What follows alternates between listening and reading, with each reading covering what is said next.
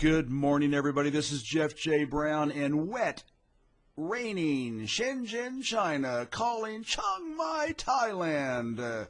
Do you read me, Chiang Mai, Thailand? Good morning, Jeff. This is Xi-Godfree Roberts down in the kingdom of Thailand in Chiang Mai, and we have a very interesting interview to talk about, to share together today, because tomorrow, in my opinion, the world's second most powerful leader, Donald J. Trump, will be arriving in Beijing to talk to the world's most powerful leader, Xi Jinping, and anytime two heavyweight countries like the United States and China meet, especially the top leadership. It's a big deal for everybody on planet Earth, not just the citizens of those two countries. So I think he flies in tomorrow morning. And Godfrey made a comment to me by email, and one thing led to another. And so in one of his emails, Godfrey told me, he said, "I'm willing to bet that Trump will have his first policy win in Beijing on November 9th. Can you kind of elaborate what's going on? This is Godfrey Roberts' crystal ball, and he is writing a book about China called China 2020. Everything you know is wrong. And so he's been doing years of research and I love hearing everything he has to say about China. So what does that statement mean, Godfrey, that you emailed me? Well, the last time we talked was after President Xi Jinping had visited President Trump at Mar-a-Lago in Florida. Yeah. And they hit it off in an interesting way. And I think it was basically two guys who, with very, very difficult jobs, one of whom has had an enormous amount of experience, Xi Jinping, and Donald Trump was new to the job and facing a lot of hostility. And they seemed to hit it off well, and I thought this was an unusual move for a personal visit within weeks of a. It wasn't a statement. Yeah, it was considered to be a private visit at Mar-a-Lago in Florida. Yeah, and then Trump said he wanted a lot of concessions from China. He wanted to change the balance of trade, for example. He felt that America was being ripped off because China was selling stuff and not buying it, and so on. And so now, fast forward 6 months, and here we are with President Trump at his lowest point in his career so far, about 30% approval, and under endless attacks by the opposition. He's a man who needs a win here. He needs something good to happen.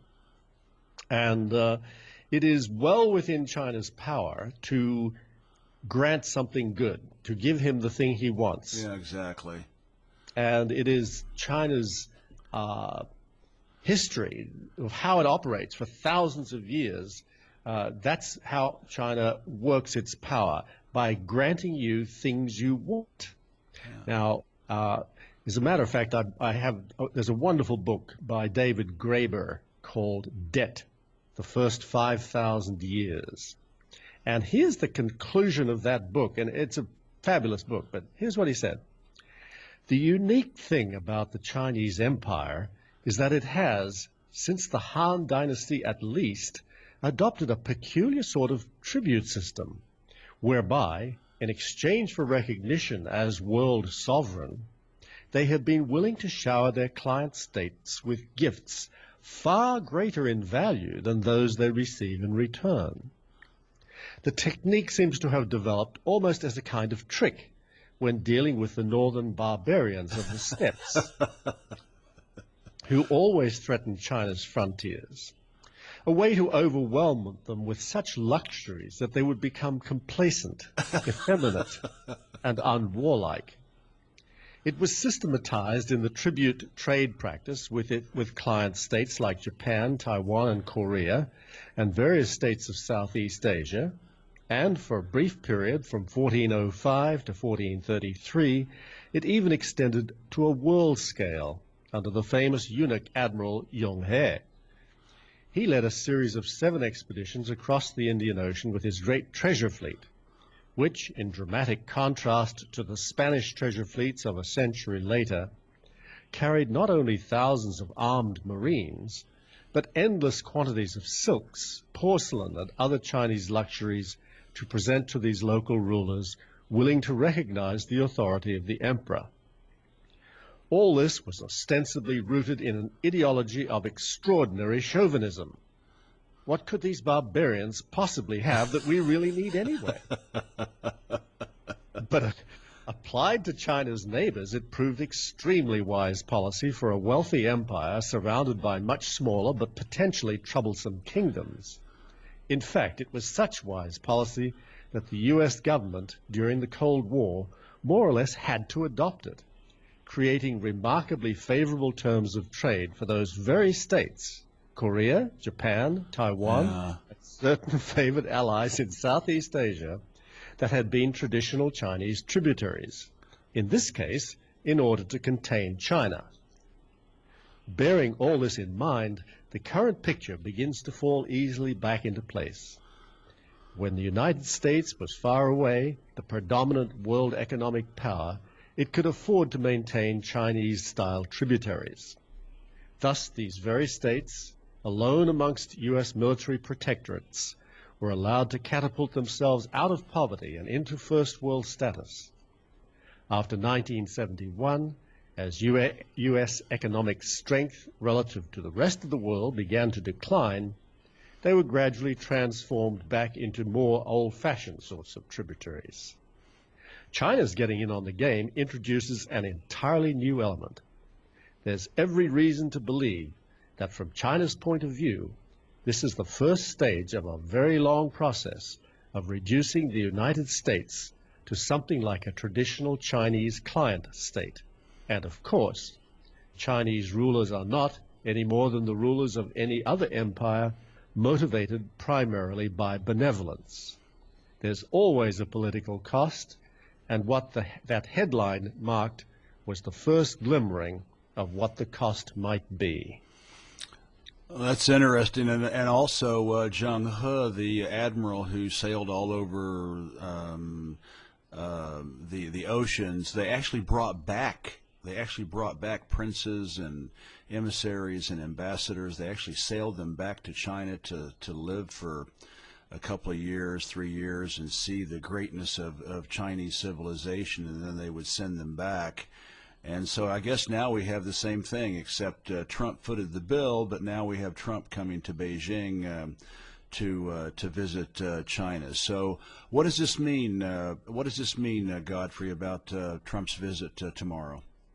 Well, just, we could play the normal stories that we're getting from the U.S. papers, the Washington Post and so forth, is that he will get a flattering because he's susceptible to flattery, and getting treated, the royal treatment, the imperial royal treatment, all of that stuff, but be sent home with empty-handed. So, okay, we know that game. Here's the other possibility. He will be treated as a tributary, as a client state, and loaded with silk and porcelain and Chinese princesses, and it's, instead of buying all their oil from Saudi Arabia, they'll buy 20% more from the U.S. Instead of buying their gene sequences from Europe, they'll buy them from the U.S.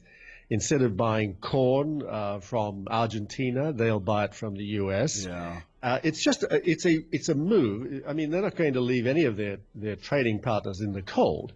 They're just going to move 5 or 10% of everything to favor the U.S. and bring trade into balance with the U.S. and allow Trump to go home with a remarkable accomplishment. Yeah, I think what would really be helpful would be, every time Xi Jinping, the president, or Li Keqiang, or Vladimir Putin, or and they, in fact, Putin and was just in Iran, and they just these multi-billion-dollar deals they're signing. I think it would really help if they could flash up on the headlines, tens of billions of dollars of deals that concrete deals that can be effected between the United States and China that would be good for the American economy. I think that would be really helpful. It would. I mean, it would be good for Trump. It would take any pressure off China. It would be a signal to the world that China is a generous giver, not a taker. And it would be done peacefully and happily amid, great pomp and ceremony. It's just a bet, but it's a bet on a very long history.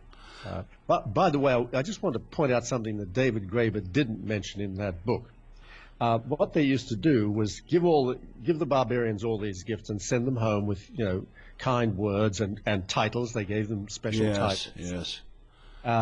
And then the barbarians would say, hey, wait a minute, we're not going home until we have trading rights. We have to be able to trade with you. And the Chinese would say, oh, I'm sorry, we don't allow foreigners to trade with us. That's and they say, no, you've got to, or we're not going home. And the Chinese would say, oh, okay, but you can only trade at this one place. Canton. Yeah. So they would say, oh, good, So then in the ensuing year, all the gold and all the silk and everything, they would trade back to the Chinese to buy porcelain. Yes. and clocks. Yeah. It was a break-even deal for the Chinese. It cost them nothing. Yeah, I wrote something similar to that about in China is Communist, damn it, where I wrote about when the Europeans landed in 1517, and that is so true. The Chinese had so much that of what the rest of the world, not to mention tea, tea and clocks tea. and porcelain and artwork and furniture and all this other high value, all these other high value items, and so yeah, you're right. They ended up paying it back in gold and silver. Well, listen, I'll have to read David Graeber's book, and I'll post the link for China Rising Radio Sinoland fans out there. So you think that there's going to be it's going to be it's funny as you were reading that David Graeber passage, I was sitting there thinking, well, heck, Xi Jinping just updated it into a 2-word diplomatic statement, his famous win-win. That's what Xi always talks about, and what you're saying, that's what the Chinese have been doing for 5,000 years.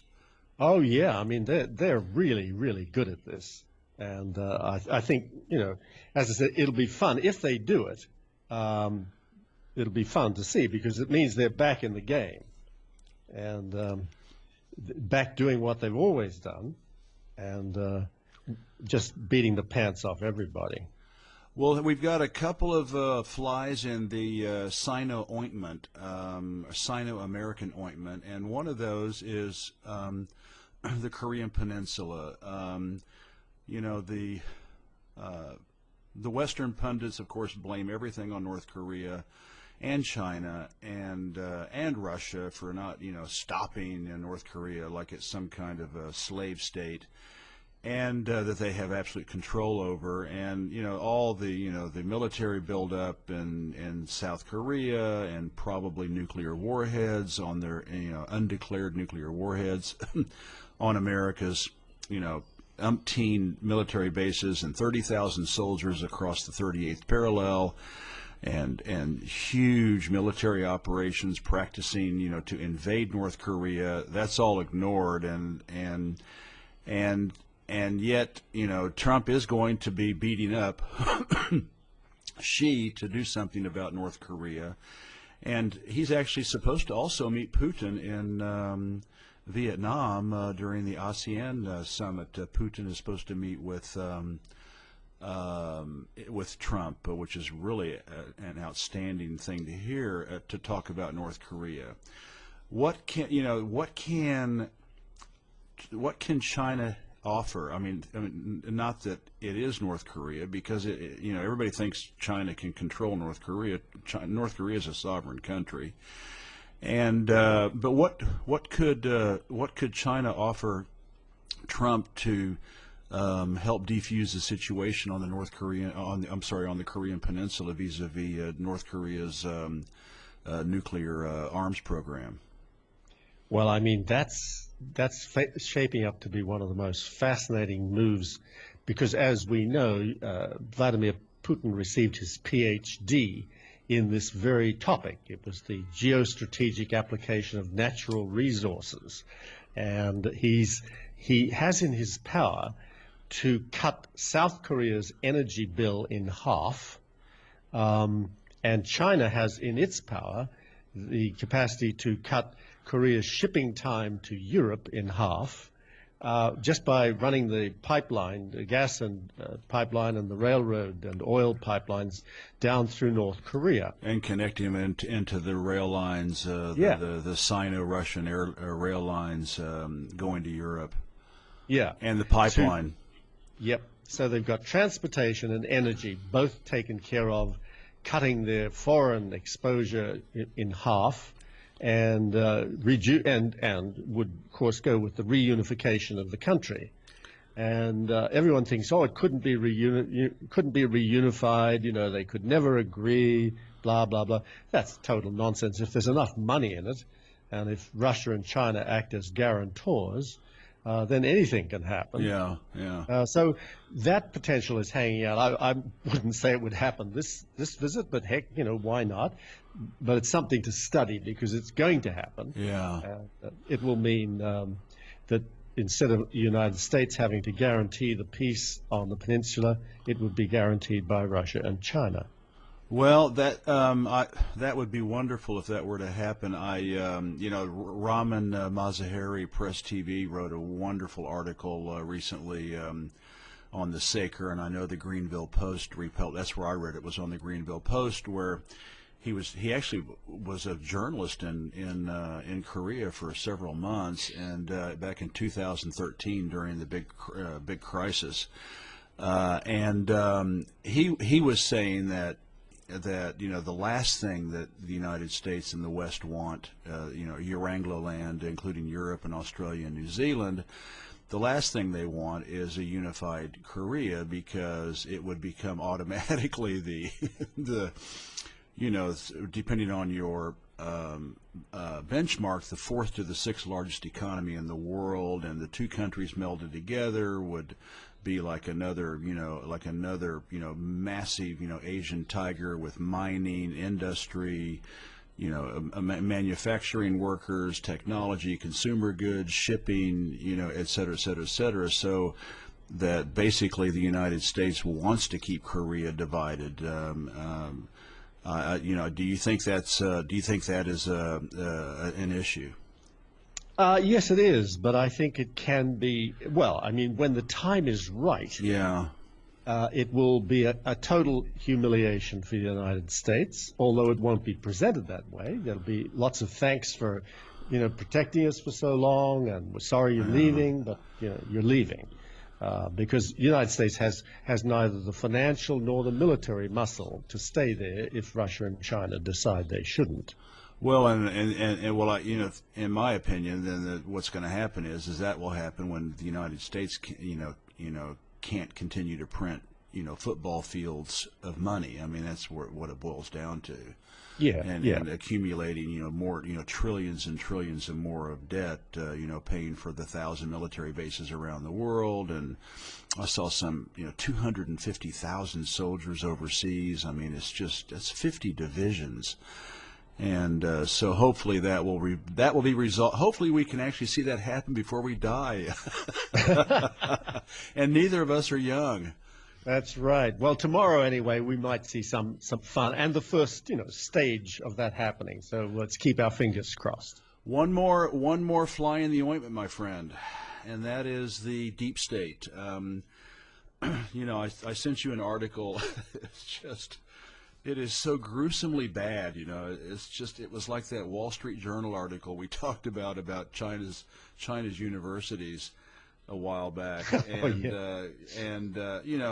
this is what Trump and Rex Tillerson, his Secretary of State, are having to deal with. This guy is from the the Council on Foreign Relations, which is basically an extension of the Department of State, the Department of Defense, and the CIA. And on Politico, which is of course another CIA sort of chop shop, this guy, don't negotiate a joint statement. Don't leave Trump alone with Xi. Don't shy away from areas of fiction. Don't overstate the winds. Ditch the flattery. Leave America first at home. Don't slouch. And then he went on to say that out of the 5 countries that Trump is visiting here in Asia, China is the least important country to visit on his Asian tour. So, it's pretty obvious if you read the headlines. Trump and Tillerson have literally cut themselves off from the Department of State. There's probably, I think, Tillerson has, created his own little team at the Department of State, because they both know that the Department of State is just a hornet's nest of, Clinton, Obama, Clinton, Bush assassins. I mean, literally assassins. And so, these guys, but Trump does have to deal with this deep state, and does it, can Trump, how does Trump get around the fact that he is basically fighting generals, spies, and opposition assassins who literally kill people to get what they want? Well, every American president has faced that. Kennedy faced it and lost. Yeah. And Nixon too, with the trumped up Watergate fiasco. Yeah. He said he didn't want to go out like Jack. Obama said the same thing. Yeah, Obama said the same thing. So they're all up against it, and I would say that strengthens my bet on tomorrow, is that one of the things they can't argue with and they can't blame Trump for is winning. If he gets a hugely favorable deal from China, it will shut them up. So, I think that's why I'm so keen on this idea of the tributary state, because it's a win-win-win, really. Yeah. Of course, yeah. Well, and of course Xi and the Chinese government, and of course the Ministry of State Security, their CIA, they know all this. They know all about Kennedy. They know all about everything, and they know all about. I mean, they know all this, and so they know what They know that American presidents are largely figureheads. And the difference is that besides maybe Roosevelt, maybe a little bit Eisenhower, and Kennedy and Nixon, they know that these guys are basically figurehead presidents who are being manipulated behind the scenes by this deep state. The military contractors, Wall Street, the oil bankers, blah blah blah, CIA, blah blah blah blah.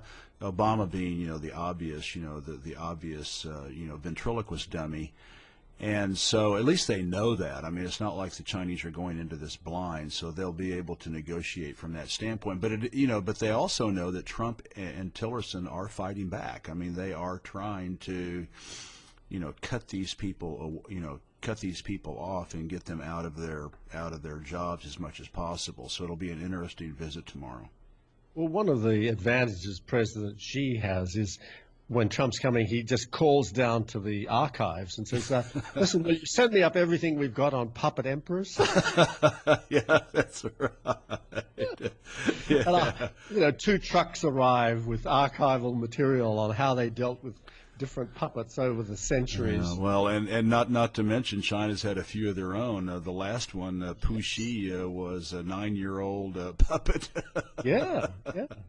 When the Qing dynasty fell in 1911, so they've not only dealt with foreign ones, but they've dealt with their own. Yeah. Well, listen, this has been a great visit, and love to have you on. Please send me that book link by Dave. You said Dave Graeber. It's already in your inbox. There, Oh, Jeff. you're a star. You are a star, Squire. I am a doll. Well, listen, I will have this up by tonight before Trump's Air Force One arrives at the Beijing International Airport. Not the new one yet, but the current one. And so we'll see how it all plays out, and we can shower you with accolades for the precision of your crystal ball, or we can cast aspersions and throw darts at you if you're all wet.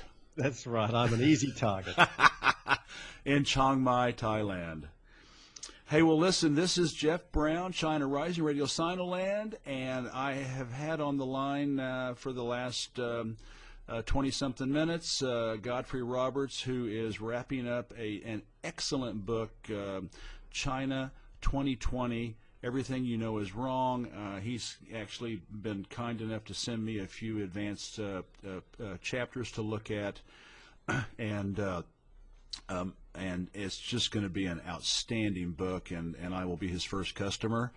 And when is it going to come out, Godfrey? Of course, I say that with a grain of salt because I'm a writer too, and I've been saying my next book's going to come out since 2016. So yeah, but when is 2020 coming out? First quarter of next year. First quarter of next year. All right, sounds good. Well, I'll be your first customer. Wonderful. Hey, well, listen, Godfrey, have a great day. I'll have this up tonight, and please share it with your social media, and we'll check back and see how it shook out after his visit when Trump leaves to go to Vietnam. Okay, thanks, Jeff. Talk to you later. Bye-bye. Bye-bye.